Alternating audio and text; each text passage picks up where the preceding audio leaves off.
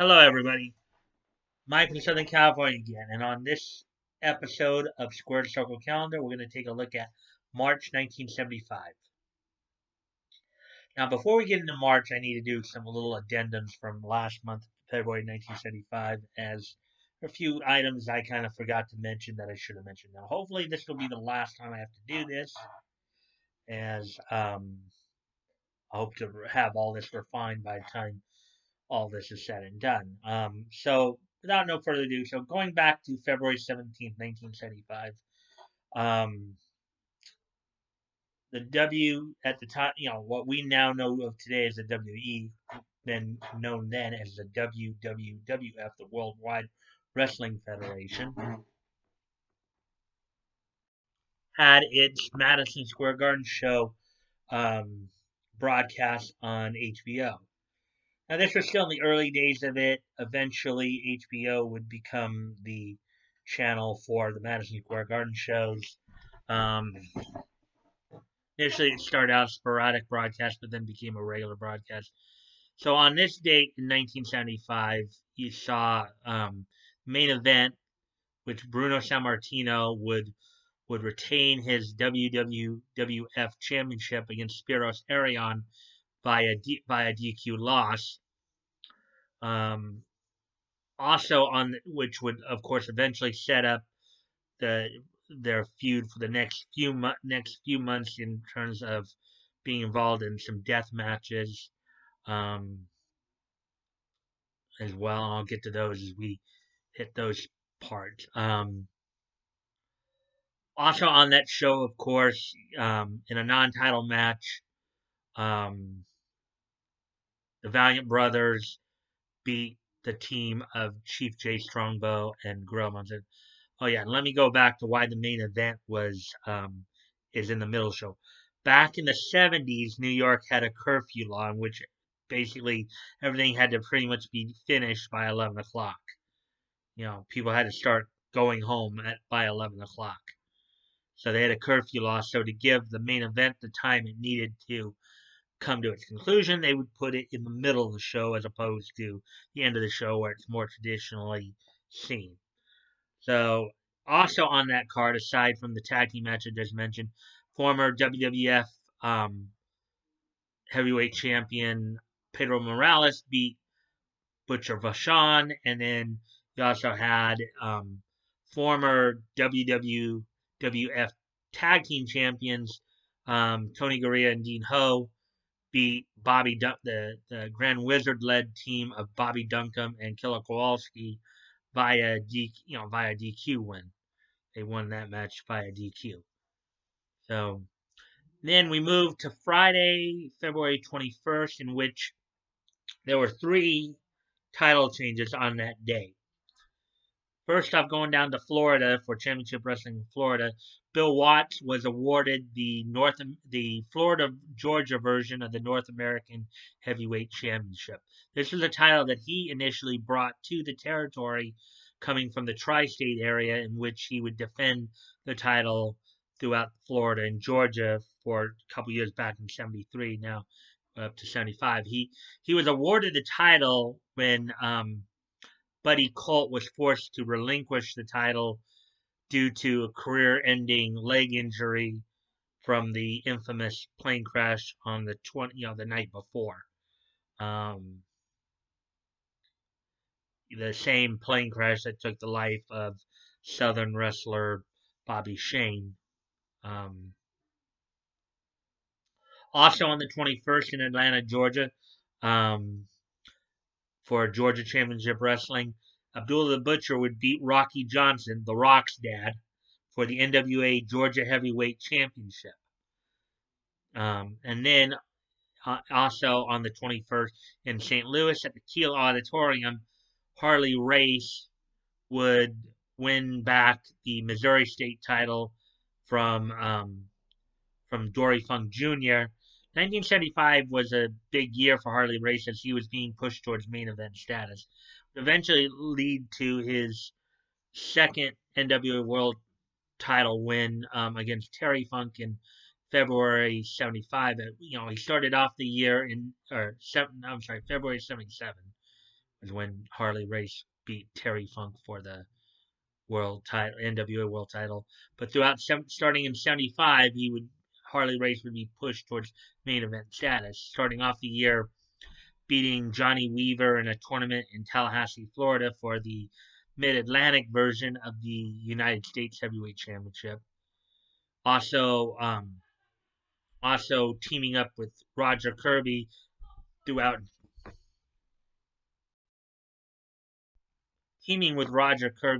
the Georgia and Florida territories, winning, of course, the NWA Georgia Tag Team Championships in late '74. You know, as they were building his momentum to where he would eventually, and then now winning the Missouri State title back for the second time in his career. So, with all that being said and done, now let's move on to March. Some of the bigger stories in March saw during the second week of March, from March 9th to the 13th, Jack Brisco heading over to Japan during All Japan's Excite Series to defend the NWA World Heavyweight title against the likes of Giant Baba, Jumbo Tsuruta, Destroyer, and Bobo Brazil, going 3-0-1 in that span, in which he drew with, on the first day, on the 9th, he drew with Baba and then won 2-1 each against Jumbo Tsuruta, Destroyer, and Bobo Brazil.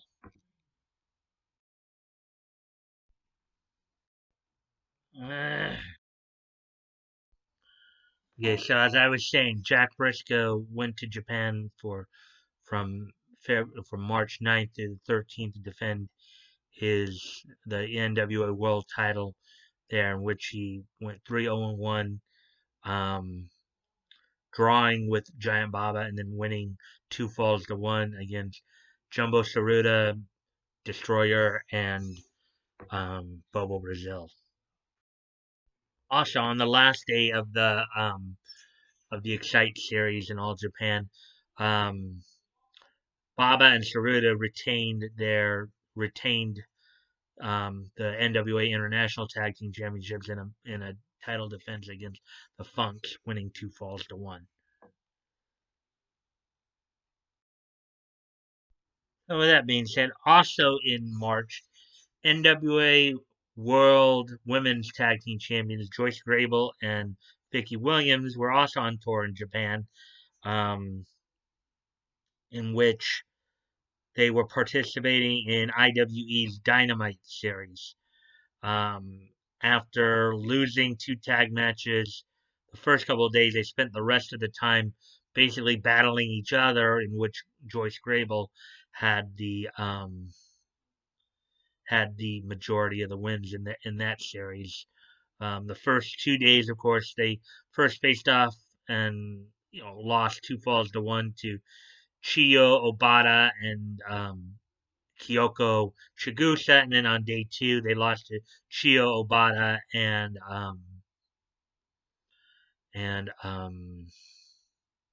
Terumi Sakura. They would, of course, stay in Japan and participate in the Dynamite series throughout March and April, before heading back to the States.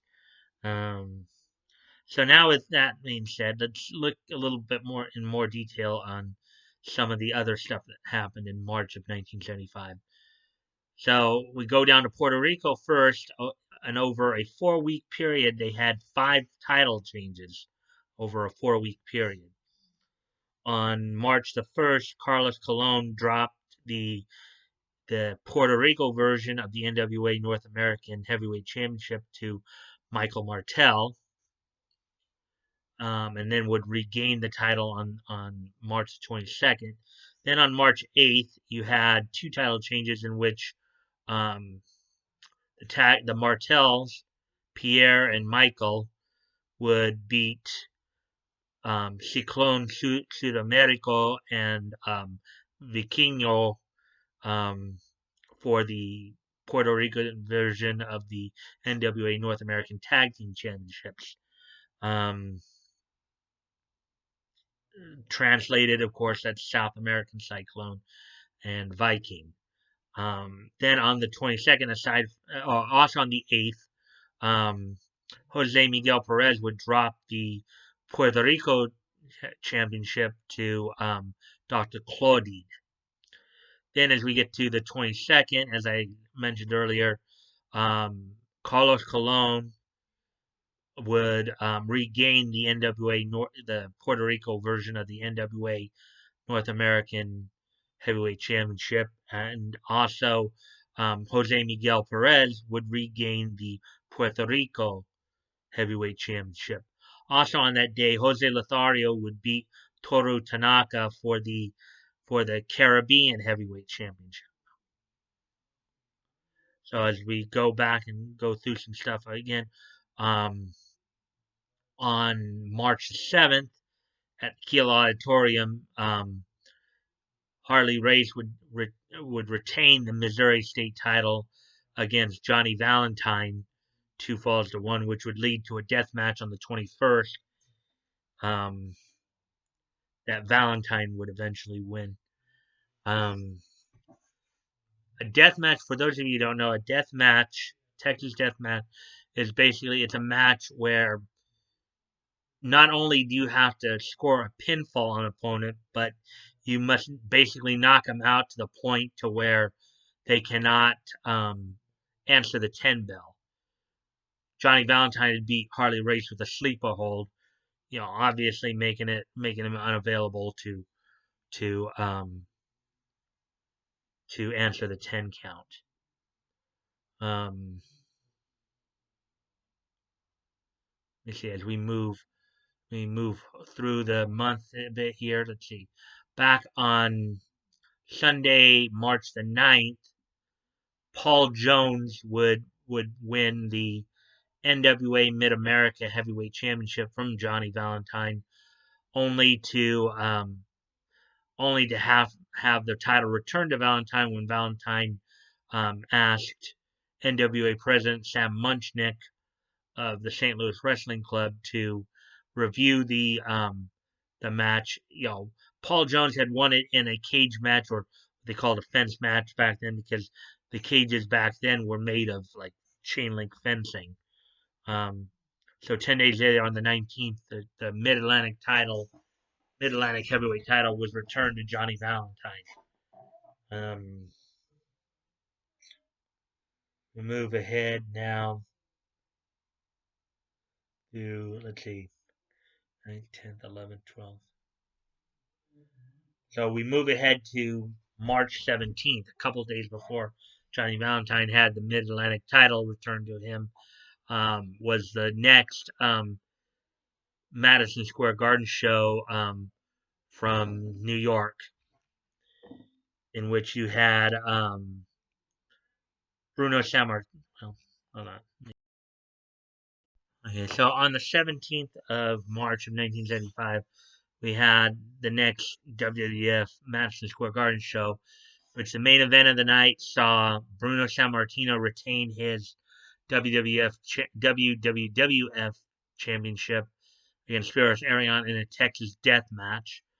Also on the card, you had the Valiant Brothers retain the WWF Tag Team Championships over Tony Gurria and Dean Ho.